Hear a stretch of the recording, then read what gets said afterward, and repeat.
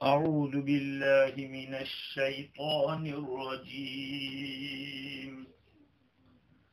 بسم الله الرحمن الرحيم. يا أهل الكتاب قد جاءكم رسولنا يبين لكم كثيرا مما كنتم تخفون من الكتاب ويعفو عن كثير. قد جاءكم من الله نور وكتاب مبين يهدي به الله من اتبع رضوانه سبل السلام ويخرجهم من الظلمات إلى النور بإذنه ويهديهم إلى صراط مستقيم. لقد كفر الذين قالوا إن الله هو المسيح ابن مريم قل فمن يملك من الله شيئا إن أراد أن يهلك المسيح ابن مريم وأمه ومن في الأرض جميعا ولله ملك السماوات والأرض وما بينهما يخلق ما يشاء والله على كل شيء قدير. صدق اللہ العظیم. بزرگوں، پیارے بھائیوں اور سننے والی خواتین، مائیں اور بہنیں،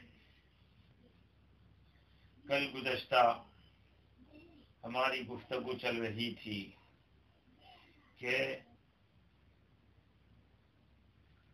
بنی اسرائیل کی بدعملی کی وجہ سے اور سرکشی کی وجہ سے دو طرح کا عذاب ان کو دیا گیا، ایک ظاہری اور ایک یعنی ظاہری اور محسوس دکھنے والا عذاب، جیسے پتھراؤ یا زمین کا تختہ الٹ دینا.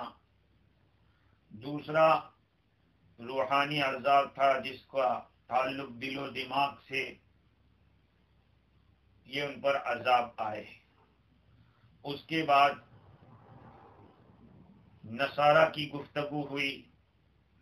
اللہ تعالیٰ نے فرمایا کہ ہم نے ان سے بھی عہد لیا تھا لیکن انہوں نے عہد کے خلاف کیا. وہ لوگ بھول گئے اس نصیحت کو جو ان کی کتاب میں کی گئی تھی. رسول اکرم صلی اللہ علیہ وسلم کی تشریف آوری کی خوشخبری حضرت عیسیٰ علیہ السلام نے سنائی تھی. جب ان لوگوں نے ان باتوں کا کوئی دھیان نہیں دیا اور عہد کے خلاف کیا، اللہ تعالیٰ فرماتے ہیں فَأَغْرَيْنَا بَيْنَهُمُ الْعَدَاوَةَ وَالْبَغْضَاءَ إِلَى يَوْمِ الْقِيَامَةِ. ہم نے ان کے درمیان قیامت تک کے لیے دشمنی اور کینہ ڈال دیا. ان کے درمیان کی میں نے جیسے کل گزشتہ دو مطلب عرض کیے تھے. ایک تو یہ کہ اہل کتاب کی جو دو جماعتیں ہیں ان دونوں کے بیچ میں، یہودی اور نصارہ، ان دونوں ہی کے بیچ میں اللہ تعالیٰ نے عداوت ڈال دی. اور یہ عداوت کبھی کبھی ظاہر ہو جاتی ہے، حقیقت میں تو بہت پرانی دشمنی ہے ان میں. اسلام دشمنی میں وہ ایک ہو جاتے ہیں. پولیٹکس اور سیاست کے پیش نظر، مادی فوائد اور دنیاوی مقاصد کے پیش نظر وہ ایک نظر آتے ہیں، باقی حقیقت میں ان میں بہت بڑا اختلاف ہے. دوسرا مطلب یہ قول یہ عرض کیا تھا کہ خود کرسچنوں میں ہی آپس میں مختلف فرقے ہیں، اور یہ الگ بات ہے کہ ہمارے مسلمانوں کے جو آپس کے اختلافات ہوتے ہیں وہ چھپ جاتے ہیں اور ان کے چھپ جاتے ہیں، کیونکہ ہم ہی اپنی برائیوں کو لوگوں کے سامنے لاتے ہیں اور ان کی باتیں چھپی رہتی ہیں۔ اب دیکھیے رومن کیتھولک ہے ان کے یہاں ایک گروپ، اور اسی طرح پروٹسٹنٹ ہے، کئی فرقے ہیں۔ تو کل میں نے عرض کیا تھا کہ اس کی بنیادی وجہ کیا بنی، ان میں کرسچنوں میں آپس میں دشمنی کیسے ہوئی۔ صاحب روح البیان نے اپنی تفسیر کے اندر لکھا ہے کہ کرسچنوں کے درمیان دشمنی کی جو بنیاد بنا وہ آدمی بولس تھا، جس کو بولس کہتے تھے۔ اس کے درمیان اور کرسچنوں کے درمیان بہت بھاری قتل و قتال ہوا، اس نے کئی لوگوں کو قتل بھی کیا اور پھر بھاگ گیا۔ اس نے سوچا کہ کسی بھی ہیلے سے ان لوگوں کے درمیان دشمنی ڈالی جائے۔ تو وہ کرسچنوں کی جماعت تھی، ان کے پاس آیا اور اپنے آپ کو اس نے بھینگا بتلایا۔ آنکھ کے اندر خرابی ہے جس کو صحیح نہیں دکھتا ہے، آور جس کو کہتے ہیں۔ لوگوں سے آ کے اس نے کہا کہ تم مجھے پہچانتے نہیں ہو؟ انہوں نے کہا کہ ہاں اچھی طرح پہچانتے، انت الذی قتلت ما قتلت منا، تو نے ہمارے کئی آدمیوں کو قتل کر ڈالا تھا اور تو نے جو کچھ کیا سب ہمیں پتا ہے۔ اس نے کہا کہ دیکھو یہ جو کچھ میں نے کیا تھا وہ کیا تھا، لیکن اب میں نے توبہ کر لی ہے، اس لیے کہ عیسیٰ علیہ السلام کو میں نے خواب میں دیکھا، وہ آسمان سے اترے اور مجھے ایک تماچا چہرے پہ مارا جس سے میری آنکھ پھوٹ گئی۔ لوگوں نے کہا کہ بھئی تم چاہتے کیا ہو؟ نہیں، بلکہ عیسیٰ علیہ السلام نے فرمایا شیء ترید من قومی، تو میری قوم سے کیا چاہتا ہے کہ لڑاتا رہتا ہے؟ تو پولیس نے کہا کہ میں نے اس وقت آپ کے ہاتھ پہ توبہ کی اور میں آپ کے پاس آیا ہوں تاکہ تمہارے سامنے رہوں اور تمہاری شریعت جو دین تھا تمہارا اس کے بارے میں لوگوں کو سکھاؤں، جیسے مجھے عیسیٰ علیہ السلام نے سپنے میں سکھایا، خواب میں دکھایا۔ بس ان لوگوں نے اس کے لیے ایک کمرہ بنا دیا، وہ اس کمرے میں چلا گیا اور لوگوں کی طرف ایک تاقچہ کھول دیا تھا دیوار کے اندر، بس وہ وہاں عبادت کرتا رہتا تھا۔ لوگ اس کے پاس جمع ہوتے، سوال کرتے، یہ جواب دیتا وہیں سے۔ کبھی وہ لوگوں کو جمع ہونے کا حکم دیتا اور پکارتا، اور لوگوں کے سامنے وہ ظاہر میں باتیں اس طرح کی کرتا تھا، تو ظاہر میں منکر ہے، برائی ہے، اور اس کی ایسی تفسیر کرتا تھا، ایسی وضاحت کرتا تھا، لوگ دنگ رہ جاتے تھے، یہاں تک کہ لوگ اس کے بڑے دل دادا ہو گئے، اس کے سامنے جھک گئے، اس کی بات کو وہ جو کچھ بھی حکم دیتا قبول کر لیتے۔ ایک دن اس نے لوگوں سے کہا کہ تم میرے پاس جمع ہو جاؤ، میرے پاس ایک علم آیا ہے میرے پاس۔ لوگ جمع ہوئے، اس نے کہا کہ دیکھو کیا اللہ تعالیٰ نے یہ ساری چیزیں دنیا میں جو پیدا کی ہے وہ حضرت انسان کے نفع کے لیے پیدا کی ہے کہ نہیں؟ کہا کہ ہاں بالکل اللہ نے انسان کے لیے بنائی۔ کہا پھر تم کیوں اپنے آپ پر بہت ساری چیزوں کو حرام کرتے ہو، جیسے کہ شراب ہے، خنزیر ہے، سور ہے، اس کو کیوں حرام کرتے ہو؟ یہ ساری چیزیں جو زمین میں ہو تو تمہارے لیے بنائی۔ لوگوں نے اس کی بات کو مان لیا اور شراب کو حلال سمجھنے لگے، خنزیر کو حلال سمجھنے لگے۔ کچھ دن اس پر گزرے تھے، لوگوں کو بلایا، کہا کہ میرے پاس ایک علم اور آیا ہے۔ لوگ جمع ہوئے، ان لوگوں سے کہا کہ سورج کس طرف سے نکلتا ہے؟ کہا کہ مشرق کی طرف سے نکلتا ہے۔ اور چاند کدھر سے نکلتا ہے؟ ستارے کدھر سے نکلتے ہیں؟ کہا مشرق کی طرف سے۔ تو کہا ان کو مشرق کی طرف سے بھیجتا کون ہے؟ کہا اللہ بھیجتا ہے۔ کہا کہ بس یاد رکھو اللہ بھی مشرق ہی میں ہے، لہذا تم اپنی نماز مشرق میں پڑھا کرو۔ تو ان کی نماز بھی مشرق کی طرف کر دی۔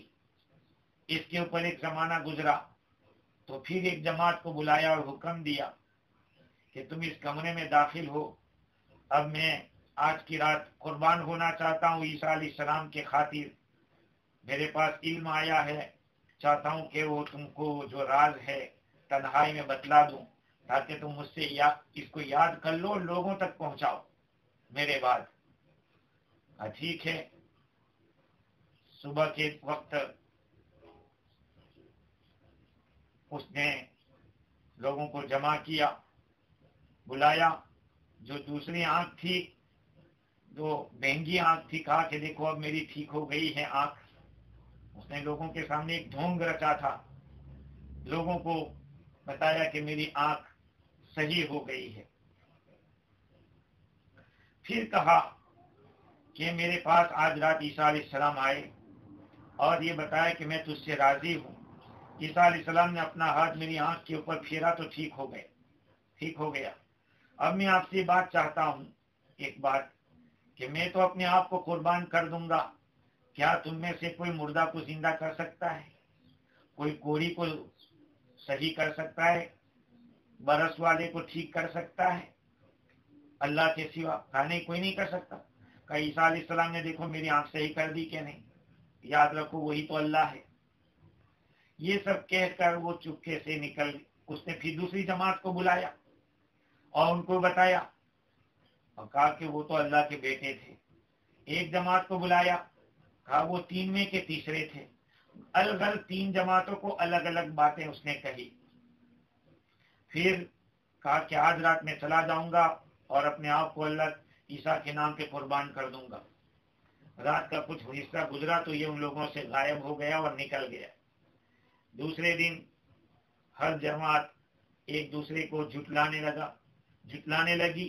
ایک نے کہا کہ ہم کو تو کہا کہ عیسیٰ ہی خود خدا ہے، دوسرے نے کہا کہ نہیں، ہم کو تو یہ کہا کہ وہ 3 کا تیسرا ہے، اور تیسرے نے کہا کہ وہ اللہ کا بیٹا ہے۔ اس طرح سے یہ 3 جماعتیں بنی۔ اس میں نستوریہ جو ہے انہوں نے عیسیٰ علیہ السلام کو اللہ کا بیٹا کہا۔ دوسری جماعت جو ملکانیہ ہے انہوں نے اللہ کو 3 کا تیسرا کہا، اور یعقوبیہ نے کہا کہ وہی اللہ ہے۔ اس طرح سے اس نے لوگوں کے کرسچنوں کے اندر یہ 3 جماعتیں بنا دی۔ واللہ عالم، یہ تفسیر روح البیان کے اندر نقل کیا ہے۔ خیر، اللہ تعالیٰ فرماتے ہیں کہ وہ لوگ بھول گئے، ان کی جو ذمہ داری تھی اس کو انہوں نے پورا نہیں کیا، وہ اپنے وعدے کے اوپر باقی نہیں رہے، تو اللہ تعالیٰ نے ان کے درمیان دشمنی ڈال دی قیامت تک کے لیے۔ اللہ تعالیٰ فرماتے ہیں وَسَوْفَ يُنَبِّئُهُمُ اللَّهُ بِمَا كَانُوا يَصْنَعُونَ، اور اللہ تعالیٰ ان کو بتلائے گا ان اعمال کے بارے میں جس کو وہ کیا کرتے تھے۔ اللہ ان کو باخبر کرے گا ان اعمال سے جس کو وہ کرتے تھے۔ تفسیر روح البیان میں ایک روایت نقل کی کہ مَا مِنْكُم مِّنْ أَحَدٍ إِلَّا سَيُكَلِّمُهُ رَبُّهُ، تم میں سے ہر ایک سے اللہ تعالیٰ بات کرے گا، اللہ تعالیٰ ڈائریکٹلی بات کرے گا۔ لَيْسَ بَيْنَهُ وَبَيْنَهُ ترجمان، بندے کے درمیان اور اللہ کے درمیان کوئی ٹرانسلیٹر نہیں ہوگا، ڈائریکٹ بات ہوگی۔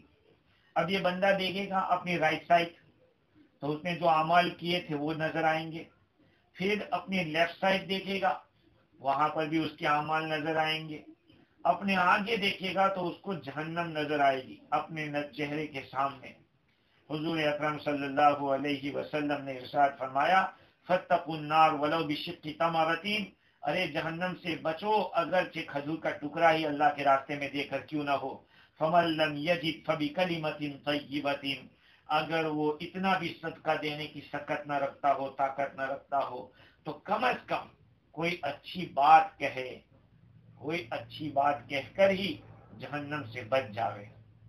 خیر، 2 جماعتوں کا الگ الگ تذکرہ ہوا اس آیت سے پہلے، وَمِنَ الَّذِينَ قَالُوا إِنَّا نَصَارَى، اس سے پہلے یہودیوں کے گورکھ دھندوں کا تذکرہ تھا۔ وَمِنَ الَّذِينَ قَالُوا إِنَّا نَصَارَى، اس کے اندر خود کرسچنوں کے کرتوت کا تذکرہ تھا۔ اب آج جو آیت پڑھی گئی اس میں پہلی آیت میں اللہ تعالیٰ نے ان دونوں کو مجموعی طور پر ایک ساتھ خطاب کیا ہے۔ یا اہل الکتاب قد جاءکم رسولنا یبین لکم کثیرا مما کنتم تخفون من الکتاب ویعفو عن کثیر قد جاءکم من اللہ نور وکتاب مبین۔ اے اہل کتاب، تمہارے پاس ہمارے رسول آ چکے ہیں، اس حال میں کہ وہ تمہارے سامنے واضح کرتے ہیں ان چیزوں میں سے بہت ساری چیزوں کو جس کو تم کتاب میں سے چھپاتے تھے، اور بہت ساری چیزوں سے درگزر کر جاتے ہیں، برداشت کر لیتے ہیں، پھر وہ بہت سارے امور کو واگداشت کر دیتے ہیں۔ قد جاءکم من اللہ نور وکتاب مبین، یقیناً تمہارے پاس اللہ کی طرف سے ایک روشن چیز آئی ہے اور ایک واضح کتاب آئی ہے۔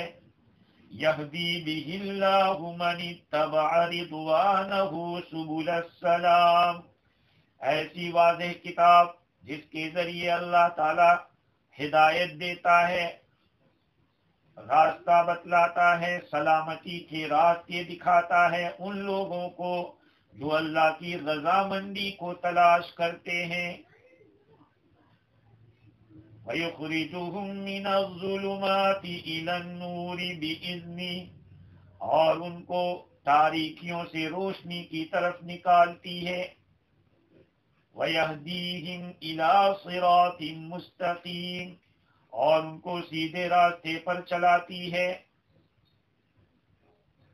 ایسی کتاب جس کے ذریعے اللہ تعالیٰ تاریکیوں سے روشنی کی طرف لاتے ہیں، نکالتے ہیں اپنے حکم سے، اپنی توفیق سے، اور ان کو سیدھا راستہ بتاتے ہیں۔ تو اس آیت کریمہ میں اللہ تعالیٰ نے اہل کتاب کو دونوں کو ایک ساتھ خطاب کیا ہے اور ایمان لانے کی دعوت دی ہے، ترغیب دلائی ہے۔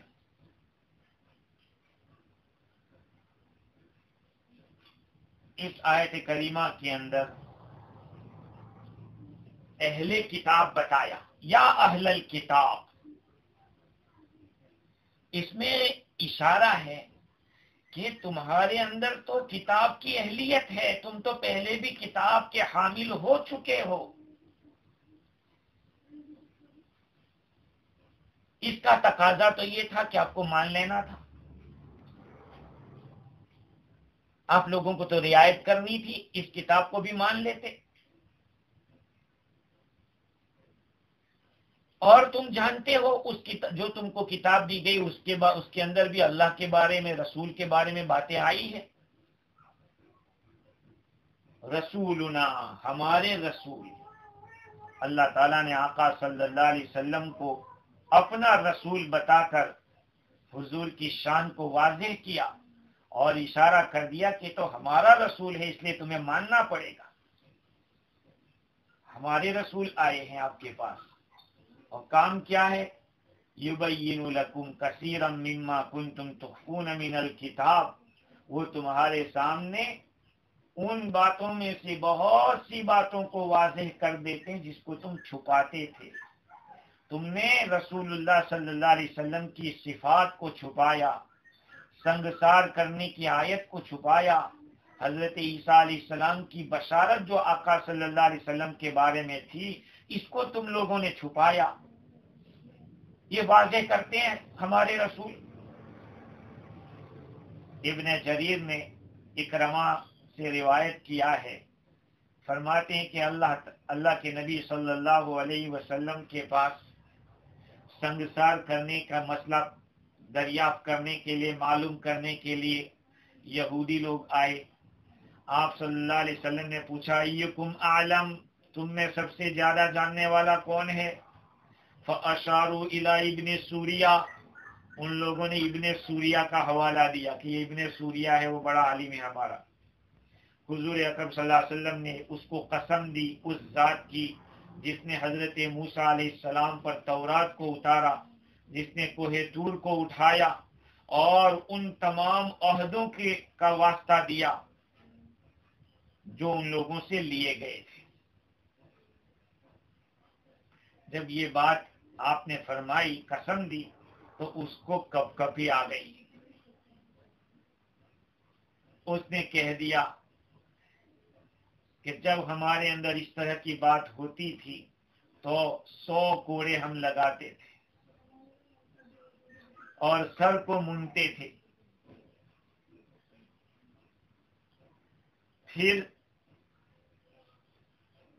زیادہ ہو گیا، رجم کا بھی حکم ہے۔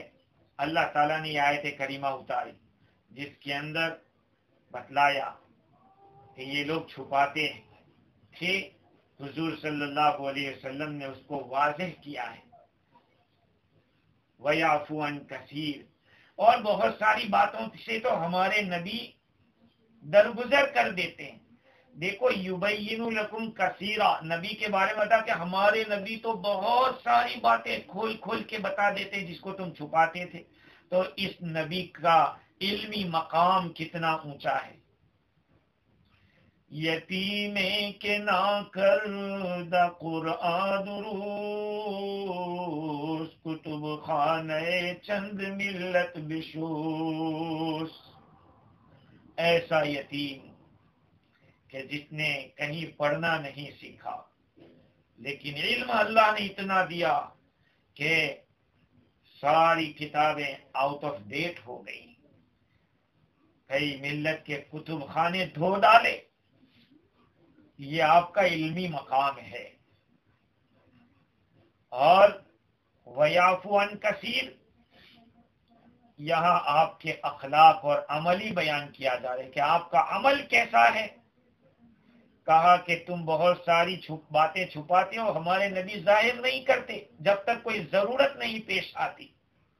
کوئی دینی ضرورت پیش آتی ہے تو پھر تم کو بچانے کے لیے اور وضاحت کے ساتھ بیان کر دیتے ہیں۔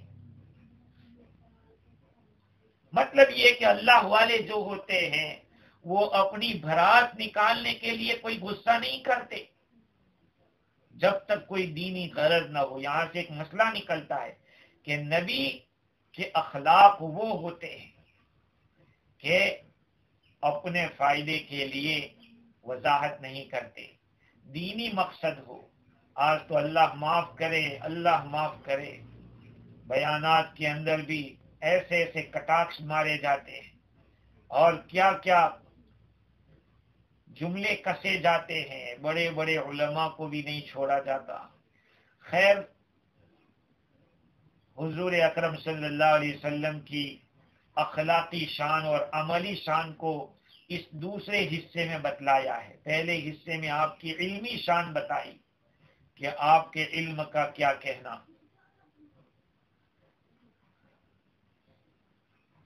اللہ تعالیٰ فرماتے ہیں قد جاءکم من اللہ نور و کتاب مبین۔ ابھی میں نے قرطبی کے اندر ایک بات دیکھی تھی، وَيَعْفُو عَنْ كَثِيرٍ کے اوپر مفسر قرطبی نے لکھا ہے کہ ایک یہودی آپ صلی اللہ علیہ وسلم کے پاس آیا اور آپ سے کچھ پوچھا، اور اس نے حضور صلی اللہ علیہ وسلم سے یہ پوچھا کہ هل عفوت عنا، کیا آپ نے ہم سے عفو کیا؟ آپ صلی اللہ علیہ وسلم نے اس کو کوئی جواب نہیں دیا۔ اس نے اپنی قوم کو جا کے کہا کہ دیکھو ان کی بات میں دم ہے، کیونکہ ان کی کتاب میں جو بات ہے کہ وہ بہت سی باتوں کو چھوڑ دیتے ہیں، واضح وضاحت نہیں کرتے۔ اس سے پتہ چلتا ہے کہ یہ سچے ہیں۔ بھئی بہت سی باتوں کے اندر درگزر بھی کرنا پڑتا ہے، جہاں ضرورت ہو تو وہاں بولنا بھی پڑتا ہے۔ یہ اللہ کے نبی کی شان بتائی، آپ کے علم کی اور عمل کی شان۔ آگے فرمایا اللہ نے قد جاءکم من اللہ نور و کتاب مبین، یقیناً تمہارے پاس اللہ کی طرف سے ایک روشنی آئی ہے اور ایک واضح کتاب آئی ہے۔ اس کی تفسیر بھئی نور کے معنی کیا ہے اور کتاب مبین کیا ہے؟ بعض مفسرین نے تو یہ کہا کہ نور سے مراد حضور اکرم صلی اللہ علیہ وسلم ہے، جیسے کہ تفسیر روح البیان کے اندر اس کو لکھا ہے۔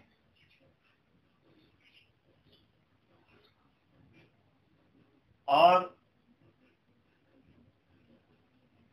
جیسے کہ حضرت قتادہ اور زجاج ہیں، ان کا کہنا ہے کہ نور سے نور عظیم اور وہ نور الانوار ہے، نبی اکرم صلی اللہ علیہ وسلم کی ذات ستودہ صفات ہے، یہ نور مراد، اور کتاب سے مراد قرآن مجید ہے۔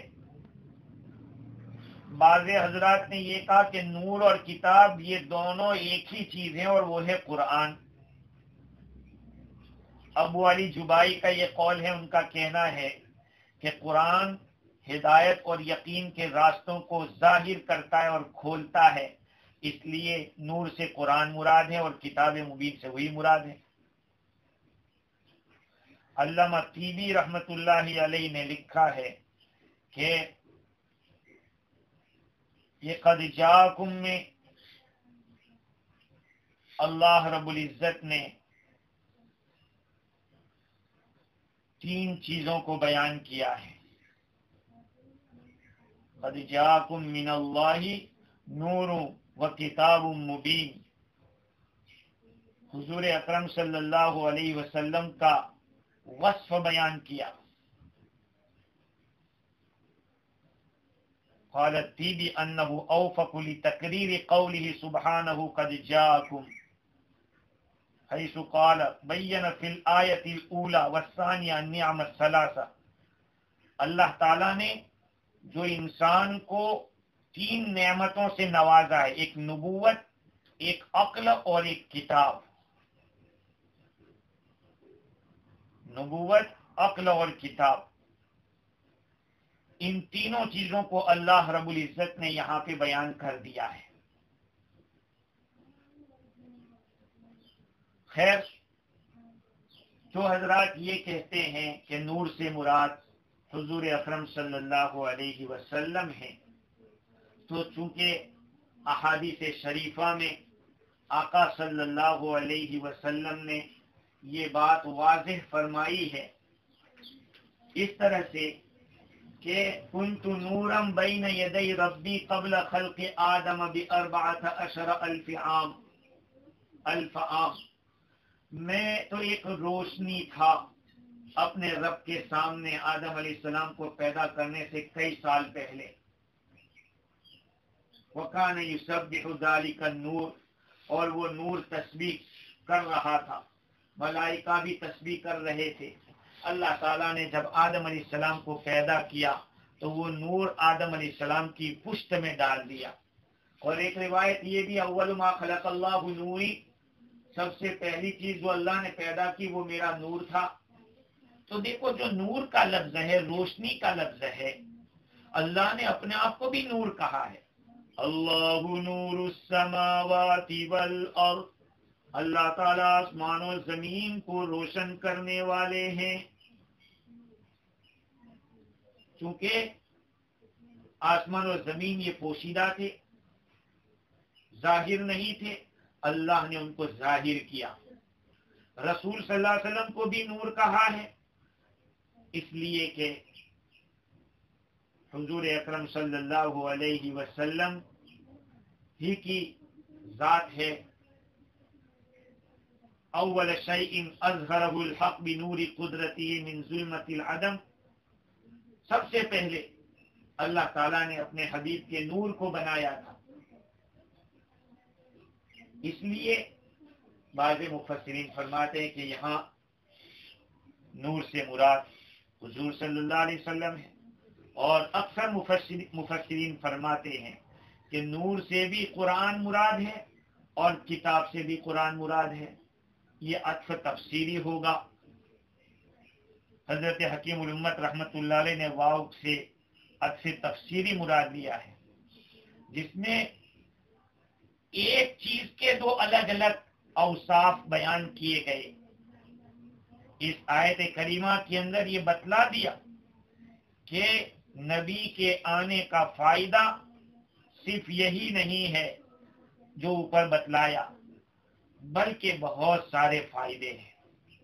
قد جاءکم من اللہ، قد جاءکم رسولنا، ہمارے رسول آ گئے ہیں، اور جن کا کام یہ ہے،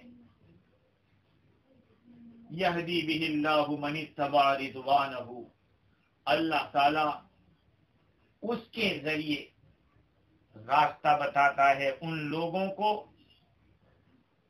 جو کہ اللہ کی رضامندی کو تلاش کرتے ہیں، اللہ کی خوشنودی کو ڈھونڈتے ہیں، ان لوگوں کو اللہ تعالیٰ راستے بتاتے ہیں۔ کس کے راستے؟ سبل السلام۔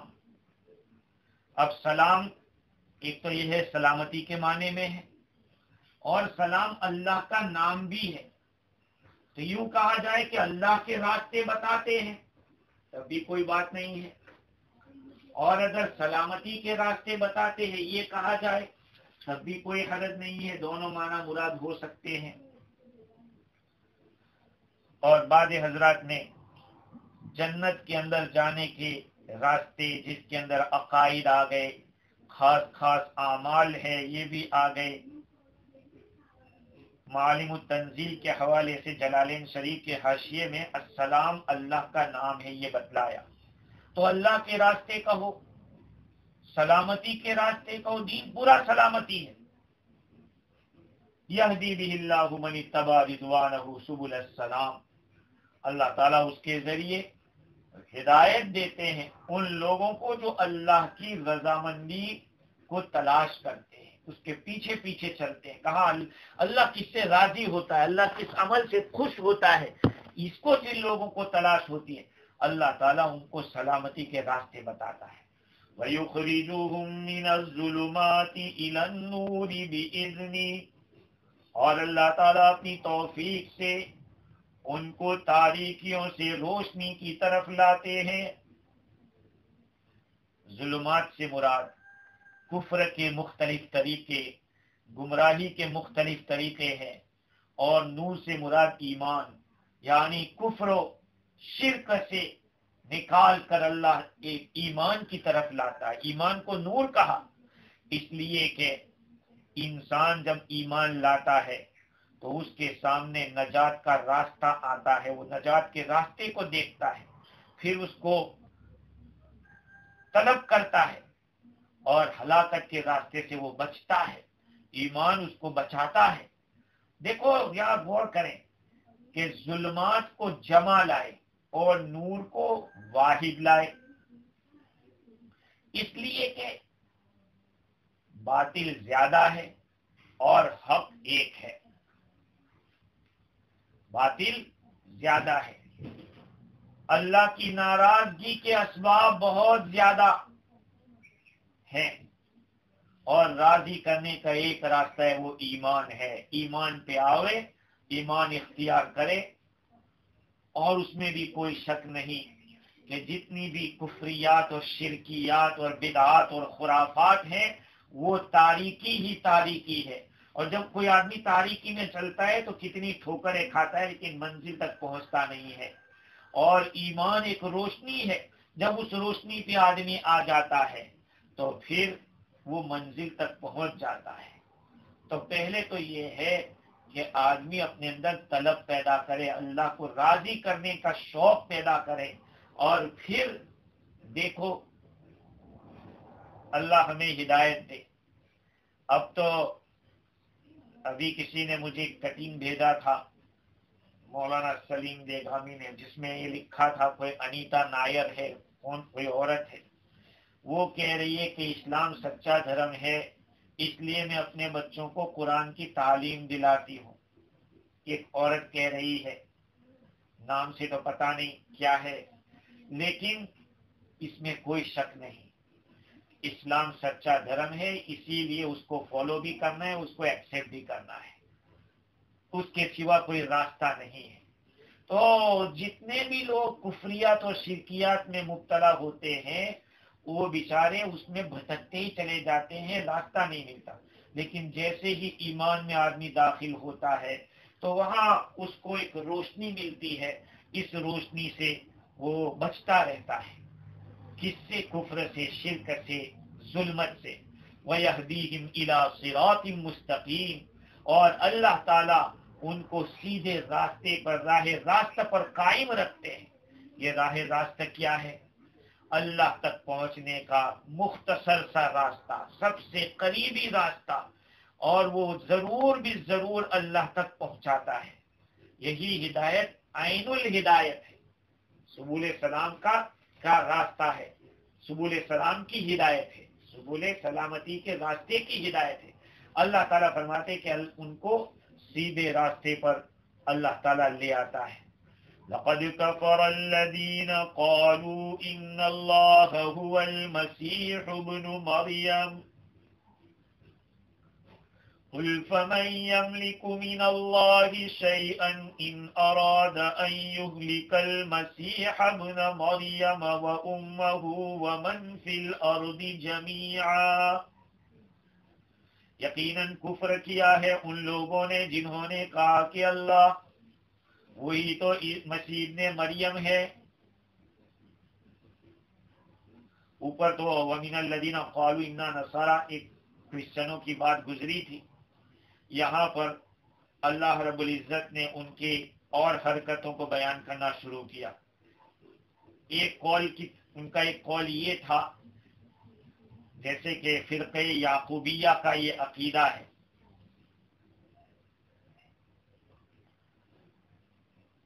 لقد کفر الذین قالوا ان اللہ هو المسیح ابن مریم، اللہ ہی مسیح ابن مریم ہے، یعنی عیسیٰ علیہ السلام ہی کو اللہ کہہ دیا ہے ان لوگوں نے. اللہ تعالیٰ نے ان کو ایسا جواب دیا کہ ان کے تمام فرقے جتنے بھی ان کے باطل عقیدے ہیں اس کا جواب ہو گیا. یہ جواب دیا، قُلْ فَمَن يَمْلِكُ مِنَ اللَّهِ شَيْئًا، آپ بتا دیجئے نبی جی کہ کون ہے جو اللہ رب العزت کے سامنے مالک ہو کسی چیز کا. اگر اللہ تعالیٰ عیسیٰ بن مریم کو ہلاک کر دے اور ان کی والدہ کو اور زمین میں رہنے والے تمام لوگوں کو ہلاک کر دے تو کون ہے جو ان کو بچا سکے، ذرا بھی بچا سکے؟ کون ہے؟ مَن یملک من اللہ شیئا، کوئی نہیں بچا سکتا.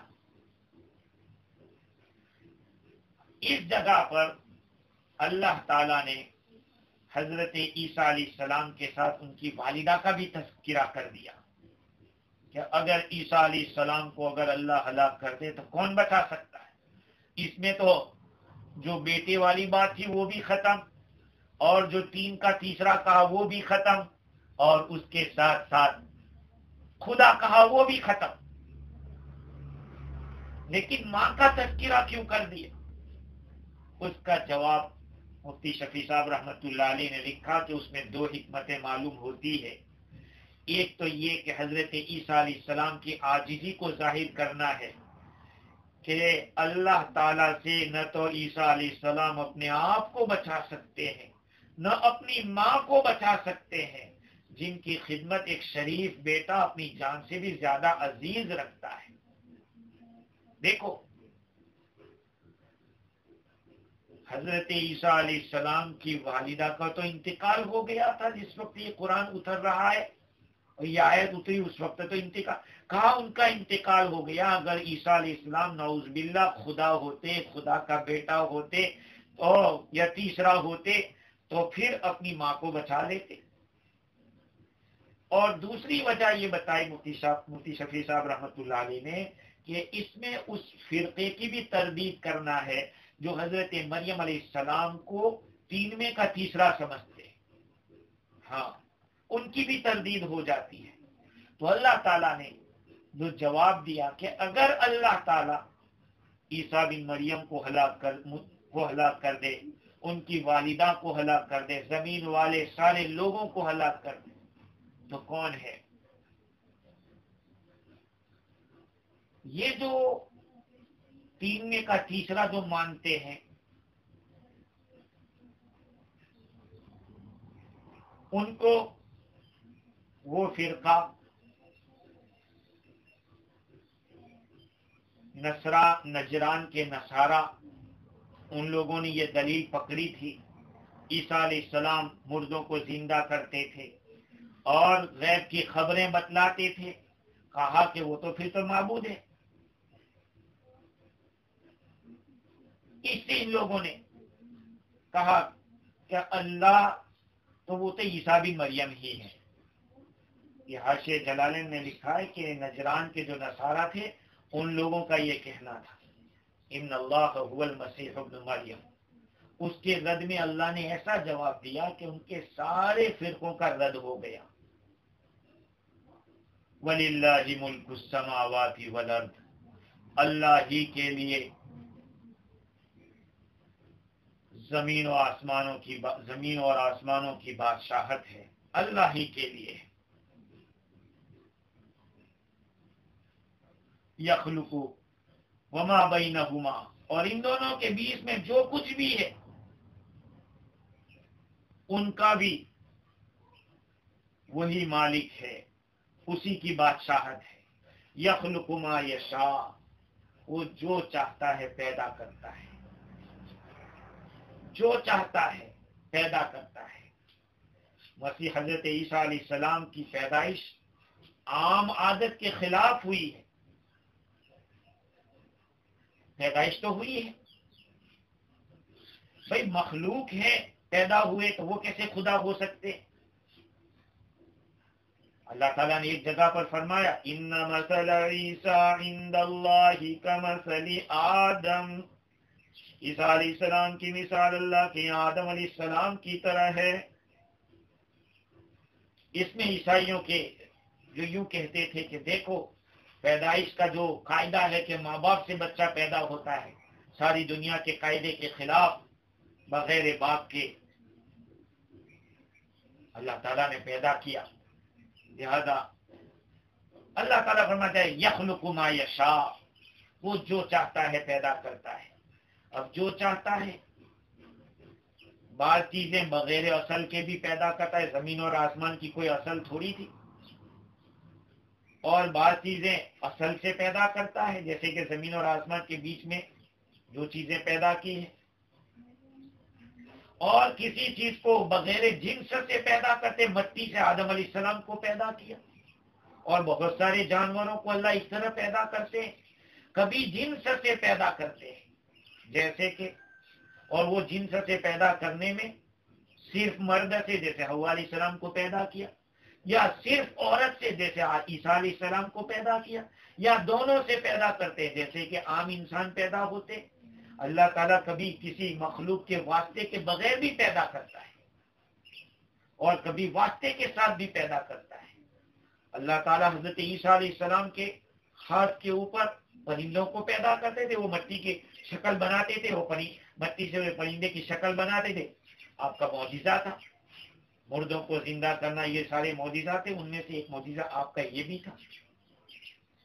خیر، تو اللہ تعالیٰ فرماتے ہیں یخلق ما یشاء۔ یہاں پہ جو ایک بات اللہ تعالیٰ نے بتائی کہ اگر اللہ تعالیٰ عیسیٰ علیہ السلام کو ہلاک کر دے یا مریم علیہ السلام کو ہلاک کر دے تو کون ہے جو ان کو بچا سکے؟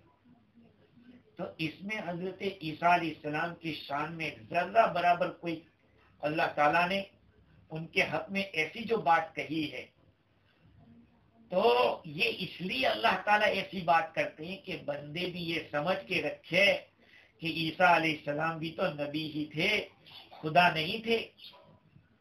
نبیوں کو نبی کے درجے پر رہنے دینا ہے، خدا تک نہیں پہنچانا ہے۔ بعض لوگ جہالت میں کہہ دیتے ہیں کہ خدا کی پلڑے میں وحدت کے سوا کیا ہے، مانگنا ہے جو مانگ لیں گے محمد سے، نعوذ باللہ۔ اللہ کی ذات بے نیاز ہے، اللہ کی ذات بے نیاز ہے۔ نبی کا مقام اپنی جگہ پر، سارے انسانوں میں جو درجہ میرے اور آپ کے آقا کا ہے کسی اور نبی کا نہیں، لیکن خدا بعد خدا بزرگ ہوئی قصہ مختصر، اگر خدا کے بعد کسی کا مقام ہے تو وہ رسول اللہ صلی اللہ علیہ وسلم کا ہے۔ تو کبھی کبھی اللہ تعالیٰ ایسی بات کرتے ہیں تاکہ نبی کو نبی کے درجے سے، بندگی کی حد سے زیادہ نہ چڑھا دے۔ جیسے کہ اللہ تعالیٰ نے قرآن پاک میں حضور اکرم صلی اللہ علیہ وسلم کے بارے میں بتایا وَلَوْ تَقَوَّلَ عَلَيْنَا بَعْضَ الْأَقَاوِيلِ لَأَخَذْنَا مِنْهُ بِالْيَمِينِ ثُمَّ لَقَطَعْنَا مِنْهُ الْوَتِينَ فَمَا مِنْكُمْ مِنْ أَحَدٍ عَنْهُ حَاجِزِينَ۔ اگر یہ نبی ایک بھی بات اپنی طرف سے گھڑ لے، وہ ایک آیت اپنی مرضی سے کچھ بنا لے، تو ہم ان کو سیدھا ہاتھ سے پکڑیں گے، ان کے یمین سے پکڑیں گے اور ان کی رگ کو کاٹ دیں گے۔ یہ اللہ تعالیٰ نے فرمایا۔ تو اس میں اللہ کے نبی کی کوئی شان کے خلاف بات نہیں ہوئی ہے، بلکہ اس سے نبی کی سچائی ظاہر ہو رہی ہے کہ نبی کے اوپر اترا ہوا پورا قرآن اللہ کا کلام ہے، اس میں ایک بھی بات ملاوٹی نہیں ہے۔ تو اس میں یہاں حضرت عیسیٰ علیہ السلام کے بارے میں جو فرمایا کہ اگر اللہ ہلاک کر دے تو ایسی بات اللہ تعالیٰ اسی لیے فرماتے ہیں کہ امت ان کو بندگی کے حد سے زیادہ نہ چڑھا دے۔ یہ بات موضح القرآن کے حوالے سے معارف ادریسی کے اندر لکھی ہے۔ خیر، اللہ تعالیٰ نے اس آیت کریمہ کے اندر کرسچنوں کے بارے میں جواب دیا ہے، اور ایسا جواب دیا کہ ان کے جتنے بھی سوالات ہو سکتے تھے سب کو ختم کر دیا۔ اللہ اللہ ہے، عیسیٰ علیہ السلام اللہ کے نبی ہیں، اللہ کے بندے ہیں، اللہ کا کلمہ ہے۔ عبادہ بن صامت رضی اللہ تعالیٰ عنہ روایت کرتے ہیں نبی کریم صلی اللہ علیہ وسلم نے ارشاد فرمایا من شہد اللہ الہ الا اللہ وحدہ لا شریک لہ وان محمدا عبدہ ورسولہ وان عیسیٰ عبد اللہ ورسولہ وکلمتہ القاها الى مریم وروح منہ والجنۃ حق والنار حق ادخلہ اللہ الجنہ علی ما کان من عمل۔ تفسیر روح البیان میں روایت نقل کی ہے، واللہ اعلم۔ حضرت عبادہ بن صامت رضی اللہ تعالیٰ روایت کرتے ہیں آقا صلی اللہ علیہ وسلم نے فرمایا جو یہ گواہی دے کہ اللہ کے سوا تنہا اللہ کے سوا کوئی معبود نہیں ہے، اس کا کوئی شریک نہیں، اور محمد صلی اللہ علیہ وسلم اللہ کے بندے اور رسول ہیں، اور عیسیٰ علیہ السلام اللہ کے بندے اور اس کے رسول اور اللہ کا کلمہ ہے جس کو مریم علیہ السلام کی طرف اس کا القاء کیا اور اس کی روح ہے، والجنت حق، اور جنت حق ہے، جہنم حق ہے۔ جو آدمی اس کی گواہی دے گا اللہ تعالیٰ اسے جنت میں داخل کرے گا، اب چاہے اس کا عمل کوئی بھی ہوگا لیکن اللہ اس کو ضرور بالضرور جنت میں داخلہ دے گا۔